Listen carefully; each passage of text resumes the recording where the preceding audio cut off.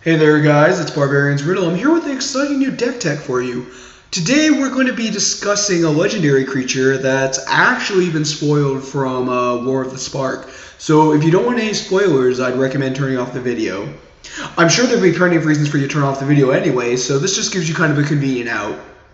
So, are you still here? Have you left yet? We cool? We good to talk about it? Cool. Let's talk today about Mowu Loyal Companion. Mowu Loyal Companion is 3 and a green, legendary creature, Hound. Mowu has Trample and Vigilance. He also says, if a +1/+1 counter would be placed on Mowu, add 1 plus that amount of +1/+1 counters onto Mowu instead. He is also a 3/3. So essentially what you have is a good boy who can become a bigger good boy. So this doggo is actually the companion of specifically Zhang Yang Gu from the International Series, who is in Ravnica for some reason. And despite the stringent lore laws of planeswalkers being unable to take living creatures with them while they travel planes, somehow Mowu's with them, and we're excited for him. Anyway, I just looked at this commander, and while he's only an uncommon, I was really excited by the possibilities of building around him. It's kind of a simple but elegant design of how to make a Voltron commander in mono green. Anyway, I'm really excited to go into this with you, and let's have some fun. So, a lot of you complained in the last video that I did not include a deck list, and I understand while that may be frustrating, I have to reiterate my stance that as deck builders, brewers, and just hopefully creative people in general, that you'll understand why I choose not to include a deck list. I'm going to give you a list of cards, and admittedly, those will fill up a lot of a deck. But ultimately, the choice to build the deck and how to do it comes down to you. I feel like including a deck list is kind of stymieing your potential as a builder and a chance to express yourself. Every EDH deck, we put a little bit of ourselves in it, and I just don't want to take that away from you. Anyway, in regards to the cards that I feel like would be decent in Mowu, I actually reached out to a bunch of other people in the community to see what they had to think about it.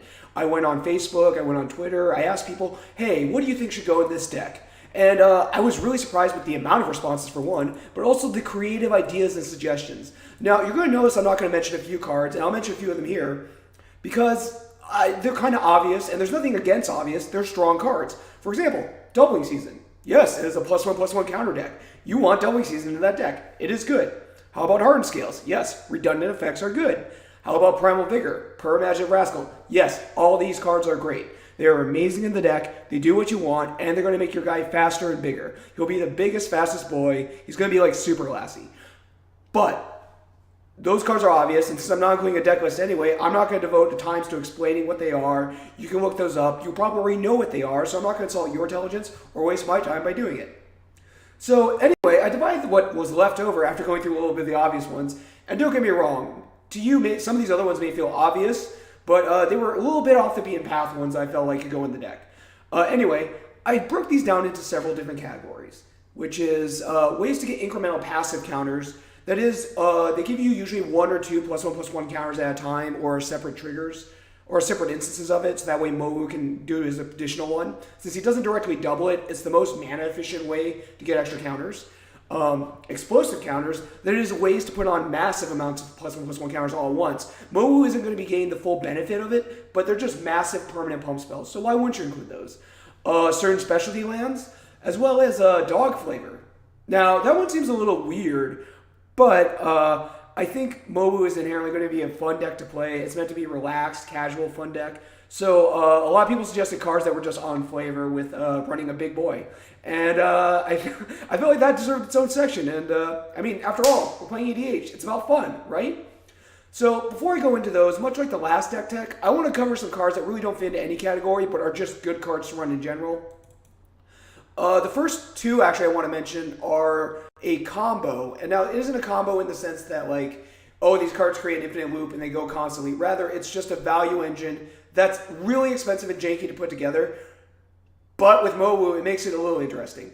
So the first card that I want to suggest, and this is just good for the deck in general, and this is actually from Hardened Scales Affinity, the modern deck, and that is Animation Module. Animation Module is a 1-mana artifact Whenever you put one or more +1/+1 counters placed, or whenever one or more +1/+1 counters are placed on permanent you control, you may pay 1. If you do, create a 1/1 colorless servo artifact creature token. Now, the good thing about this is it lets you go wide every time you grow Mowu for just 1 mana. Now that's really useful. It also has the additional ability of pay 3 tap, and you can essentially proliferate but only targeting 1 permanent player. That's solid too, because it's just a way to have some extra way to get 2 more counters on Mowu, and that's fun. Now, this is just a good value engine that you would include in the deck anyway. The next card that goes with it requires a little bit more work, but the payoff when they're together is so sick. And that is Extruder. Extruder is a 4-mana artifact creature. It is a 4/3. It has Echo, and this is what I mean by it's a little bit harder to set up. That means you have to pay 4 more mana, so it's casting cost, at your next upkeep after it comes in. Now that is a pain in the butt. That means you're paying 8 mana over 2 turns. What is the benefit of this? Well, you get to sacrifice an artifact and put a +1/+1 counter on target creature. Why is that good? That still seems really clunky.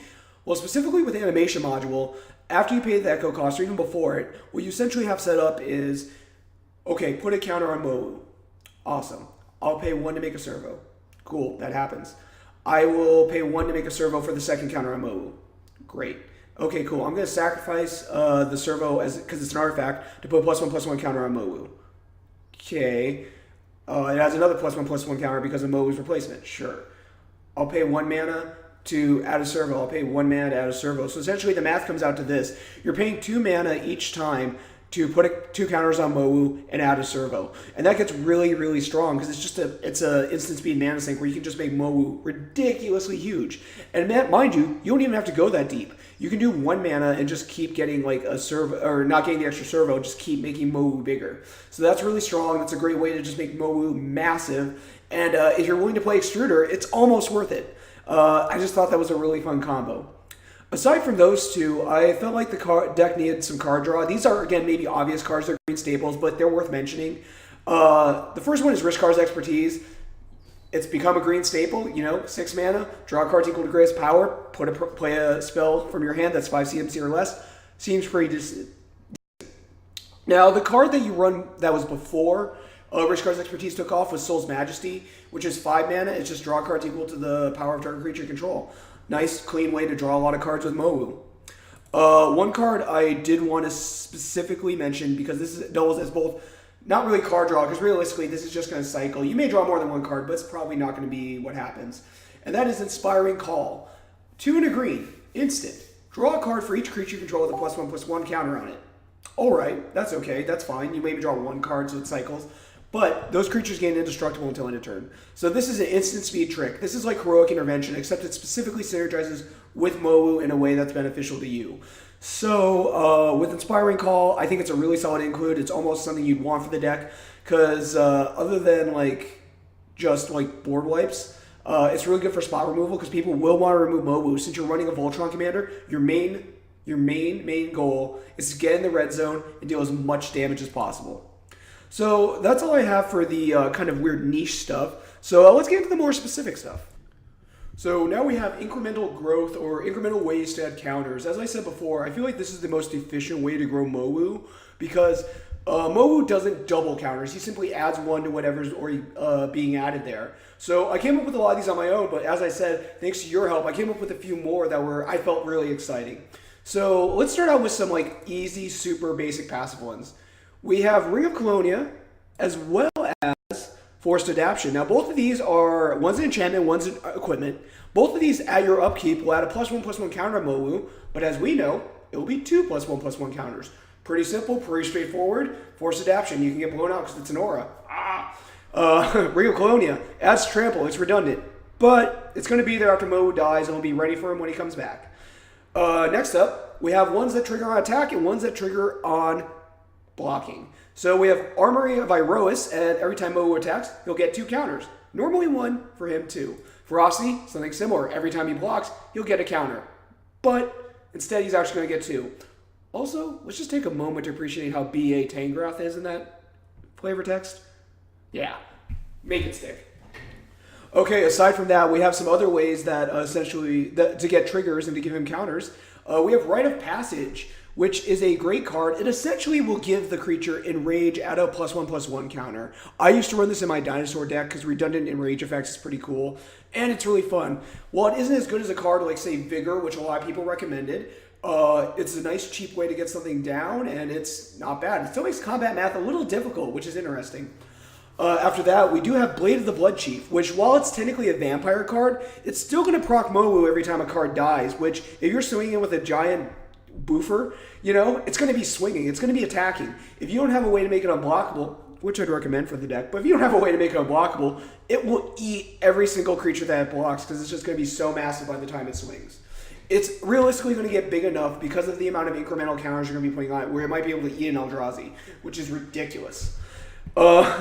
After that, we do have a card from the newer set, Loyal Guardian. So this is one of the Loyal Cycle cards, and every time you enter combat, you get to put a +1/+1 counter on each creature you control if you control your commander. Now, this is cool because it'll actually grow Loyal Guardian as well, and so you'll have a slightly bigger Rhino and a massive dog leading him. Another way to get counters is actually relying, oddly enough, on your opponent's spells. And this is an old standby that's been good since, at least since Animar and Gave got printed, probably before that. And that's Forgotten Ancient. So if you haven't seen this card, well, you might be new to the game, or where have you been? Whenever a player casts a spell, you may put a +1/+1 counter on Forgotten Ancient. So it's already like Mana Gorger Hydra, who I would not include simply because you're not going to be able to move the counters over to Mowu without a second spell. However, Forgotten Ancient has, at the beginning of your upkeep, you may move any number of +1/+1 counters from Forgotten Ancient onto other creatures. So you get to essentially spread out all the counters he gave you, or that went on Forgotten Ancient, to any of your other creatures. And remember, any counter that you're putting on Mowu is an additional one. So that lets you essentially get extra value, like I'm going to put one counter on him, or I'm going to put two counters on him. Either way, you're doing pretty good. After that, this one was a include that I didn't even think of. Maybe it's because I've never owned a copy, and I really should because it's such a great card. And that is Bow of Nylea. Bow of Nylea is a 3-drop legendary enchantment artifact. It says, well, the part that they were suggesting was 1 green tap, choose 1, put a +1/+1 counter on target creature. Okay, done. We're in. That's all we want. But it also has Bow of Nylea deals 2 damage to target creature with flying.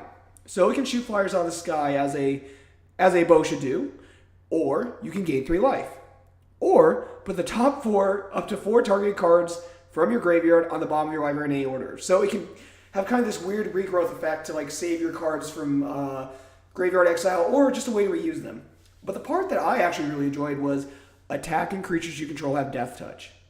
Now, this is relevant because a creature with Trample like Mowu, who has Death Touch, is only required to deal enough damage that would be lethal. So when you're blocking Mowu in combat, if this is out, if Mowu has Death Touch, Vigilance, and Trample, he can do 1 damage to you and deal the rest of his power straight to the opponent. Now that is really, really gross. If you don't know that, look up the ruling for Death Touch and Trample. It's a classic synergy. It's really gross. I used to run a Ronus, the Indomitable deck. It was really sick to give him Lure and then Trample and Death Touch.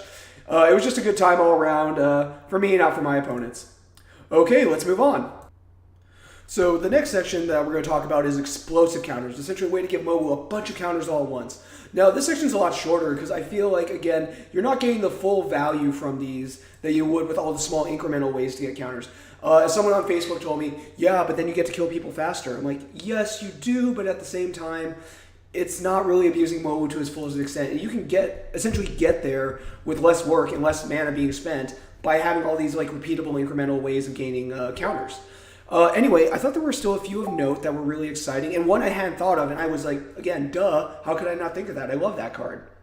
So the first one that I would say is kind of a go-to if you do want explosive counters is Increasing Savagery.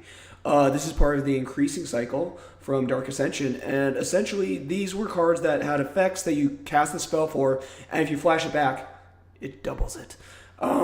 So in the case of Increasing Savagery, it's 2 green, put 5 +1/+1 counters on target creature. 6 in Mowu's case. If you flash it back for 5 green, or have another way to cast it from the graveyard, you put 10 +1/+1 counters on that creature instead, which in Mowu's case is 11. So, and if you don't understand, that kind of demonstrates what I mean by decreasing value. Admittedly, you still have a big doggo on the field, so you're not super upset. It's just one of those things where it's not really full mana value for what it's intended for the spell and on the creature. Your guy's Vigilance Trample, so you're not going to be super upset, but it's not the best. The next one is actually also from the original Innistrad block. It's actually from Avacyn Restored, and that is Blessings of Nature. This is a sorcery that costs 400 green, and it lets you distribute 4+1/+1 counters among any number of target creatures. So for you newer players, it's a Verdurous Gearhulk, but has a spell. Now, that value isn't that great, because with Verdurous Gearhulk, you at least get a giant, like, trampling body. The reason Blessings of Nature is good is actually because it has Miracle for a green. So while you don't have as many ways to set up the Miracle cost, just that incremental chance that you're going to get it is great. And the fact that it just lets you distribute the counters how you want is, again, it's really solid. Because if you just put 1 on Mowu, it's 2. If you put 3, it's going to be up to 4, and you have another one to put somewhere else. It's just good value anyway. I think Blessing of Nature is actually a really solid card. Now, this next card is the one that I forgot about, and I was a little embarrassed, but it's such a good card. And no amount of pride is going to make me hide, like, a great card, especially because this card has so many niche uses that it doesn't come up that much. That is Verdant Confluence, 4 green, sorcery. Choose 3. Yes, this is a cycle from Commander set. Anyway, choose 3. You may choose the same mode more than once. First mode, put 2+1/+1 counters on target creature. 3 in Mowu's case. Second mode, return target permanent card from your graveyard to your hand. Pretty solid. I like Reclaim effects, Regrowth almost effects. Growth Spiral, I believe that one is. Third one, search your library for a basic land card, put it on the battlefield tab, then shuffle your library. So you're either getting a Pump Spell, a Growth Spiral, or not, it's a Growth Spiral, Nature Spiral, or you can get a Rampant Growth. Now, the thing that's interesting about this, and I had to look up this ruling originally when I built Karlov a long time ago for Righteous Confluence, is that each instant of your choice is its own separate instant of that thing. So why is this relevant? In Karlov's choice, you could gain life with Righteous Confluence, and those were 3 life gain triggers for Karlov. In Verdant Confluence's case, these are 3 separate instances of adding 2+1/+1 counters onto Mowu. So if you cast Verdant Confluence and target him with all 3 instances of the first ability, he's going to get 3 counters, and 3 counters, and 3 counters. So from this 1/6 mana spell, you're giving him a permanent +9/+9, which is pretty good value. It's pretty solid value. And then the other modes are there if you ever need help with it. Again, I'm not a big fan of giant pump spells for this deck because it just doesn't feel right. Having a big doggo is really exciting, but again, you should be looking to add just tiny little bit of incremental counters onto it because that's how you're going to get the most value from this. Up next, we have the lands that I thought were useful for this deck. Now, of course, it's mono green. There's plenty of good utility lands for this deck. However, there are a few that directly synergize with the commander, and I felt like those were important to note. So let's take a look at them. So first up, we have Llanowar Reborn.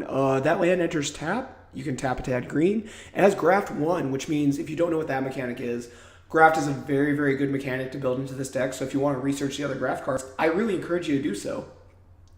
Anyway, Graft 1 is this land enters the battlefield with a +1/+1 counter on it. Whenever a creature enters the battlefield, you may remove a +1/+1 counter from this land onto it. So essentially, it's going to be free value. You play it on turn 1 through 3, and then you just play Mowu, and he's going to enter the battlefield with 2 +1/+1 counters because of the Graft trigger. That's really solid. It's in your colors, and it just does what you want. I think that's really good. Next up, we have 2 lands that were designed by the commander set for commanders. This one is actually from the newest one. It's called Forge of Heroes. It's a colorless land. You can add colorless. Or you can tap it, choose target commander that entered the battlefield this turn. Put a +1/+1 counter on it if it's a creature, and a loyalty counter on it if it's a planeswalker. So obviously we're doing the first part of that. So it's, again, you're essentially leaving up this. So Mowu technically costs 5 at that point, but you're doing that to give him a +1/+1 counter when it enters. Now, note, this isn't the first time it enters, so anytime during the game, if you have this land up, you can tap it to add a counter on a Mowu, or in this case 2. So he's always going to be a 5/5 if this is out and you're prepared to tap it. Similarly, and this is from way back in Commander 2013, is Opal Palace. Opal Palace is a land. It taps for colorless. You pay 1 tap, add 1 mana of any color into your commander's color identity. Tongue twister. If you spend this mana to cast your commander, it enters the battlefield with a number of additional +1/+1 counters on it, equal to the number of times it's been cast from the command zone in this game. So essentially, you're always going to be getting a +1/+1 counter if you filter with this. Yeah, it's just a really solid land. Again, you're essentially paying an extra mana tax to give it more counters, which I think is quite good in Mowu. So no matter how many times extra counters he's getting, he's always going to get an additional one. So the first time you cast it, he's getting 2 counters. The second time you cast it, he's getting 3. This is just where you want to be. And if you get to the late game, you have multiple of these lands out, you're going to be doing pretty good. After that, we have Orin the Vastwood. It also enters the battlefield tap. It can tap to add green. Its other ability, which is why it's such a good green staple for go wide decks, is tap. Put a +1/+1 counter on each green creature that entered the battlefield this turn. Now, this deck isn't really going to be going wide as much. Now, you could build it that way. Like, there's always Mycoloth Behemoth or something. There's a lot of different ways you can go wide with +1/+1 counters in your deck. I just don't think that's the way you're going to want to build this deck. But that said, even though you're not, Orin the Vastwood is doing what you want to do. It's adding counters on Mowu. Essentially, you're tapping this land to give it 2 more counters. So imagine if you have these out. You're tapping it with Opal Palace to give him counters. You tap Forge of Heroes. You tap Orin the Vastwood. Graph triggers. You know, there's just so much you can do with this deck just from the lands to pump up Mowu. And you know what? That's a lot of fun. Because you know what? It's like the dog's in its own backyard. It's having a good time. It's getting pumped. It's getting excited. And that's where you want to be with this deck. Okay, let's bring it back a bit and then talk about some of the less mechanically sound cards and more of the, what I like to call flavor win cards. These are cards that go with the theme of it being a dog because this is a fun commander. This is by no means going to be a tier 1. It's meant to be fun. These cards aren't necessarily total garbage. They just might not be the most optimal cards to run, but there's a certain amount of flavor that feels right with it. The first one I wanted to cover was Bone Horde. This is a living artifact from Scar's block. A living weapon artifact equipment from Scar's block. It costs 4 mana. As a living weapon, when it enters the battlefield, it creates a 0/0 black germ creature token that's attached to it. Now, the actual equipment says, equipped creature gets +X, where X is the number of creature cards in all graveyard. So, you know, just give a dog a freaking bone, right? So essentially, this is another way to pump up Mowu. Now, if I was going to optimize Mowu's ability, I wouldn't use this because it doesn't give counters. That said, it's still going to make your bigger creature even more ridiculously big. It turns into sort of a Lurgoyf. The original Lurgoyf, not Tarmogoyf. So it's kind of nice. That's where I want to be, and it's bone themed. So, I mean, you know, it's fun. In addition to that, we also have Gnaw to the Bone. 2 and a green, instant. You gain 2 life for each creature card in your graveyard. Now, depending on how you build this deck, Gnaw to the Bone might be an excellent blowout card. It's going to be especially backbreaking against certain decks if you flash it back for 2 and a green, which it also has. That said, it seems like Mowu is going to be built more as a incremental counter advantage Tron deck, and that doesn't lend to having as many creatures. Now, you can run cards like Bond Beetle or Living Totem or things to like help with that. It's just, it's not going to be where you want to be with the deck, but Gnaw the Bone has so much flavor that I can't not include it if I'm going to make a fun deck, right? Right? Okay, the next include is actually legitimately just a good card for Voltron decks. And it has the bonus of being super on flavor, both in art and on theme. And that is Basilisk Collar. Basilisk Collar, thankfully, finally got a reprint. It costs 1. It's artifact equipment.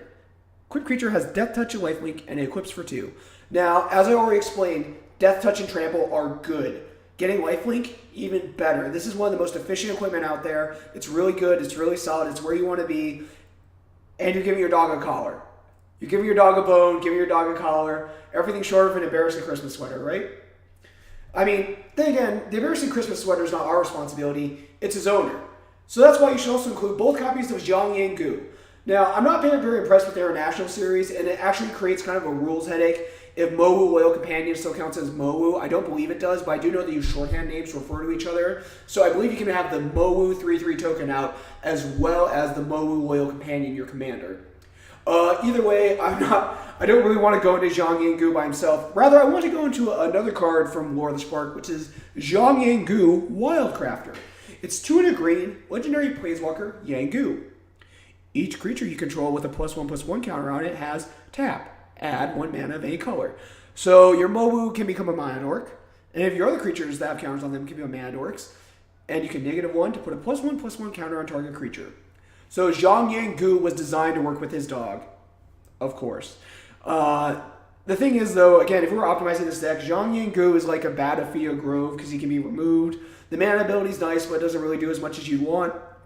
I mean, again, there's synergy there with Mowu because it's designed to be able to Vigilant, Trample, Swing, and then second main, if you want to, tap Mowu for mana.